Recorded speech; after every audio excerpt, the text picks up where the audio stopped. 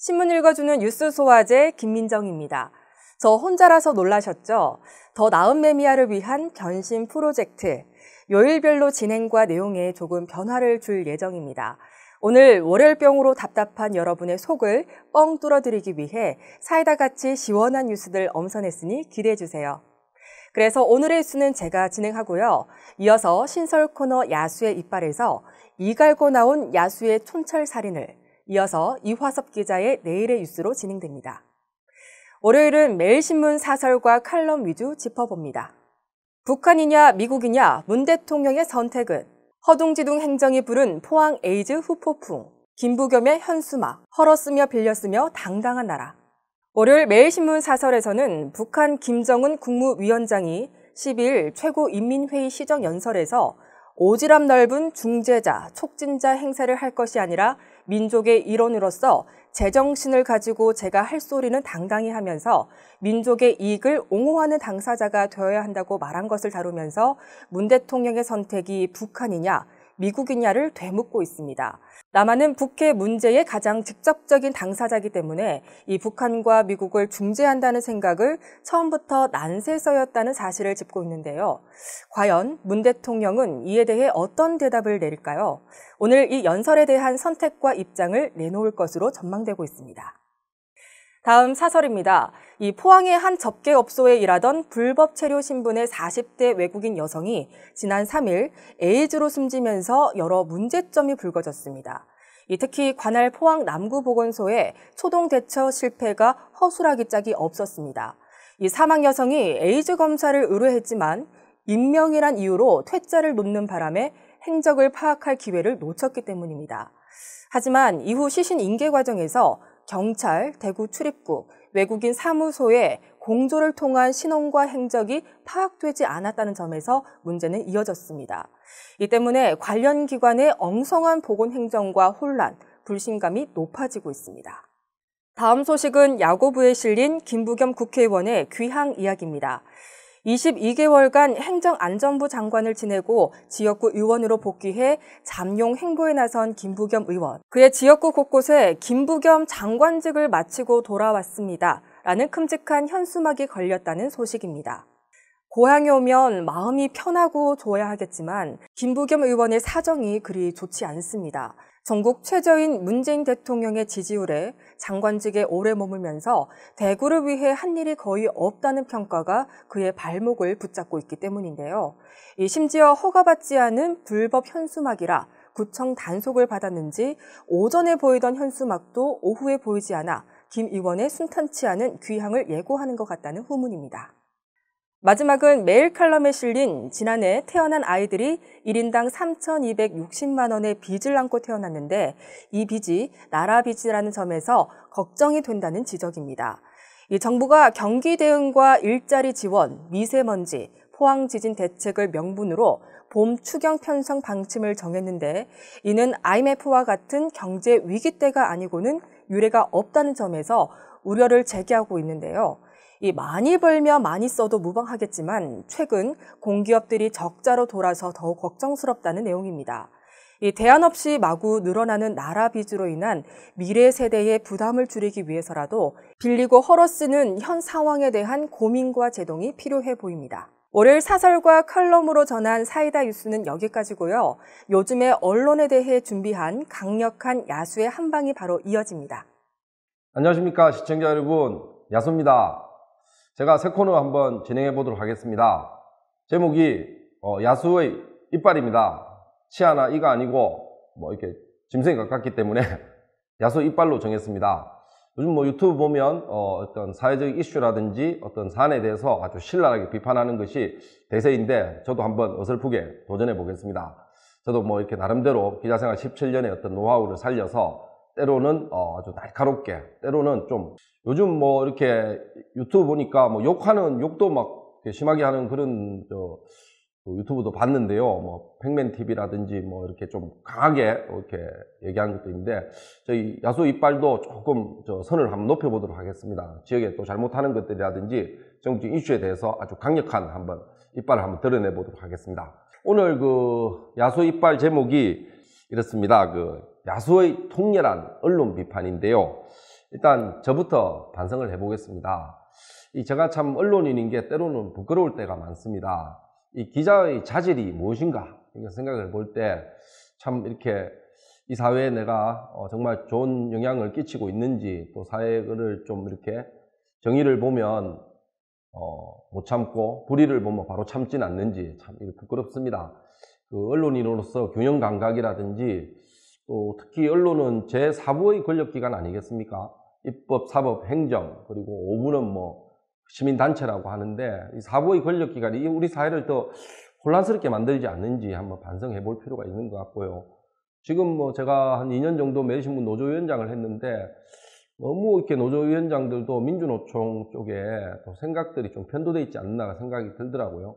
제가 한 그 언론 노조위원장들 모임에서 박근혜 뇌물죄에서 얘기를 하다가 완전히 왕따 되고 시간이 얼은 적이 있습니다. 저도 뭐 그런 건 의도는 아니고 한번 따질 건 따져보자는 그런 얘기였는데, 너무 생각들이 좀 편향되어 있나 생각이 들고, 제가 언론인으로서 좀 부끄럽지 않도록 저도 노력을 해야 될 것 같고, 우리 전체 대한민국 언론인들도 자성해야 될 부분이 많은 것 같습니다.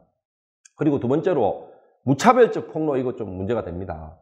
그러니까 뭐 어떤 판결이라든지 뭐 어떻게 어떤 사안에 대해서 양쪽 의견이 다 들어본 상태에서 얘기가 돼야 되는데, 한번 보죠, 그죠? JTBC가 저는 대표적으로 폭로를 많이 한다고 보는데, 태블릿 PC 같은 경우에도 아직 재판이 안 됐고 검증이 안 된 상태에서 그냥 무차별적으로 터뜨렸죠.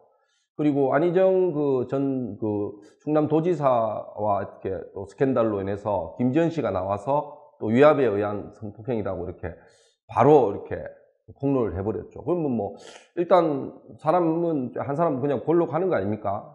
인격 살인부터 해놓고 시작한다는 건 안 되죠. 그쪽 의견도 들어봐야 되고, 판결도 이상하게 났지 않습니까? 1심은 무죄, 2심은 유죄. 참 이게 알 수가 없고요. 서지영 검사의 폭로도 사실은 안에 뭐 좋은 의도에서 우리 사회 미투 운동을 이렇게 확산시키자는 의미는 좋았는데, 안에 내용은 조금 더 생각해 볼 여지가 있는 것 같고요. 우리 사회 미투 운동 지금 한번 돌아볼까요? 뭘 남겼습니까? 그냥 무작정 막 터뜨리기만 하고, 뭔가 좀 건설적인 방향으로 나아가야 되고, 그 당사자인 사람들도 해명할 기회가 있어야 되는 겁니다.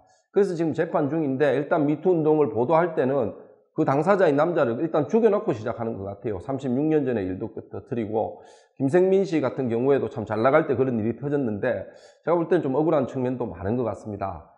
그리고 또 뭐 이거는 무차별적 폭로는 이쯤에서 접고요. KBS, MBC, YTN, 연합뉴스TV 한번 봅시다. 이게 국민의 어떤 세금이 많이 투입돼 있고 전파를 독점하고 있는데 너무 편파적이지 않은가 생각이 들고요. 이 북한 방송인지 메인 뉴스부터 어제랑 그제 보면 김정은 국방위원장만 대대적으로 보도하는데, 대한민국 대통령, 문재인 대통령을 보도하는 건지 김정은 국방위원장을 보도하는 건지 알 수 없을 정도로 너무 이렇게 한쪽으로 좀 경도되어 있다는 느낌도 많이 들고, 또 현 정권과도 조금 이렇게 너무 우호적으로 가는 거 아닌가 이런 생각이 드는데, 균형적으로 보도해야 되는 거 아닙니까? 여당이 잘할 때는 여당 박수 치주고, 야당이 못할 때는 또 야당을 나무래고, 그렇게 해야 되는 것 생각이 들고요. 좀 이렇게 정말 지금 KBS, MBC, 뭐 SBS까지 포함해서 지상파 3사 그리고 YTN 연합뉴스 다 어려운 걸로 알고 있습니다. 또 국민들에게 정말 사랑받는 언론으로 한번 거듭나기를 다시 한번 기대해 보고요. 그리고 중앙일보, 참 조중동 우리나라 빅3 신문사입니다. 근데 이 부끄러운 일들이 생겼는데요.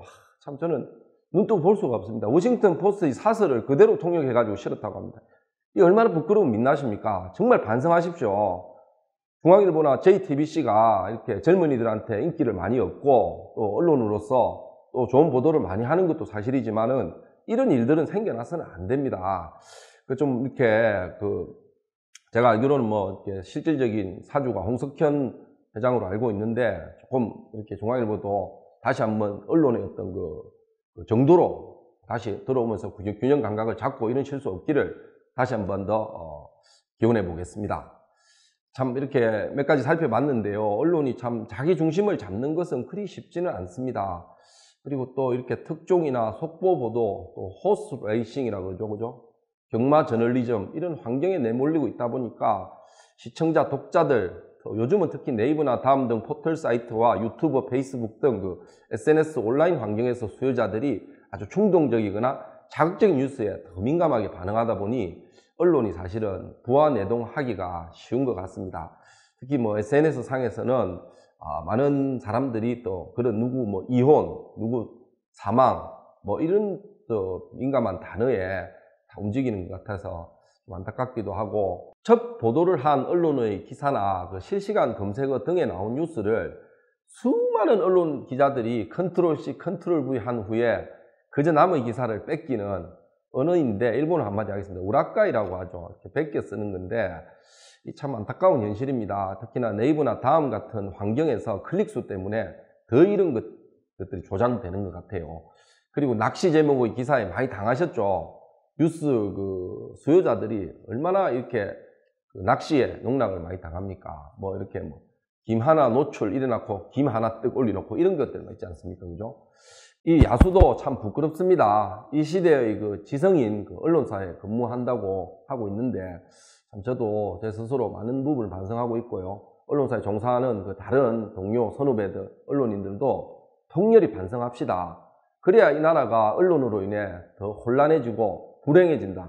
그런 사태를 막을 수 있으며, 그 누구에 의해서, 더 똑똑한 사람에 의해서 기자가 타이거나 또 그 사람이 기자를 이용한다는 이런 사태 불행하지 않습니까? 우리 공부 열심히 해야 됩니다. 언론인들이 더 이상 조롱과 비아냥이 섞인 기레기 아시죠? 기자 쓰레기입니다. 이런 말 진짜 장난이나 농담으로라도 들어서는 안 됩니다. 오늘 제가 좀 흥분했는데요. 이상 야수의 이빨이었습니다. 내일인 4월 15일 매일신문에 실릴 주요 뉴스 간단하게 살펴보겠습니다. 한국은행 대구경북본부에 따르면 지난해 대구 경북 지역의 섬유유 수출은 전년 대비 9.3% 는 것으로 파악됐습니다. 하지만 세부 내용을 보면 마냥 웃을 수만은 없는데요. 대기업 공장이 많은 경북은 늘었지만 대구는 소폭 감소했기 때문입니다. 힘이 엇갈린 대구 경북의 섬유 수출 현황, 내일자 매일신문에서 분석 확인하실 수 있습니다. 여러분은 대구 시민의 날이 언제인지 아십니까? 대구시의 설문조사 결과 94.4%가 모른다라고 대답했다고 합니다. 원래는 10월 8일인데요. 1981년 직할시 승격일로부터 100일째 되는 날이라고 하지만 상징성이 부족해 존재감이 적은 편입니다. 이에 대구시가 시민의 날을 변경해 6월 중 시의회에 상정할 예정이라고 합니다. 자세한 내용은 내일자 매일신문에서 보도하겠습니다. 한국도로공사가 고속도로 사고 사망자 수를 줄이기 위해 여러 정책을 펴고 있지만 오히려 사망자 수가 늘고 있어 고민입니다. 졸음쉼터 설치나 휴게시간 의무화, 뒷좌석 안전띠 착용 등 다양한 대책을 내놨지만 별 효과를 거두지 못하고 있는 실정인데요. 어느 정도인지 내일자 매일신문을 통해 확인하실 수 있습니다. 참고로 내일의 뉴스 내용은 매일신문 지면 사정에 따라 변동이 있을 수 있다는 점 양해 부탁드립니다. 오늘부터 매미아의 모습이 조금 바뀌었습니다. 시청자 여러분은 만족스러우실지 모르겠습니다. 매미아를 비롯한 매일TV는 앞으로도 계속 변화하는 모습 보여드릴 수 있도록 노력하겠습니다. 오늘도 시청자 여러분의 하루하루 나아지는 삶을 응원하겠습니다. 4월 9일 매미아 이것으로 마치겠습니다. 감사합니다. 구독, 좋아요 많이 눌러주세요.